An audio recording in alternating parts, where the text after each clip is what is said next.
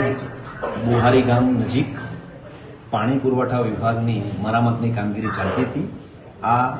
મરામતની કામગીરી જે એજન્સીને આપવામાં આવેલી હતી તેના લાઇનમેન તરીકે ફરજ બજાવતા તેજસ જગદીશભાઈ કોકણી, ઉંમર વર્ષ 24, રહેવાસી ભોજપુર ગામ, તાલુકો વ્યારાનાઓ ખાડો ખોદેલો અને એ જોવા માટે ગયા ત્યારે એ ખોદેલા ખાડાની માટી ધસી જતા તેજસ કોકણી આ માટી નીચે દટાઈ ગઈ અને તેમનું મૃત્યુ થયેલ છે।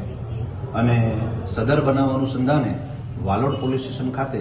અકસ્માત મોતનો ગુનો દાખલ કરી આગળની તપાસ શરૂ કરવામાં આવેલ છે।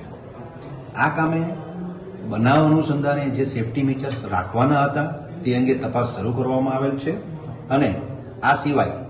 બનાવ વખતે આ લોકો જે ધરણા પર બેસેલા અને જે કંઈ પણ કાર્યવાહી કરવામાં આવેલી એ અનુસંધાને જરૂરી ટ્રાફિક ડાયવર્ટ કરવામાં આવેલું છે અને ત્યારબાદ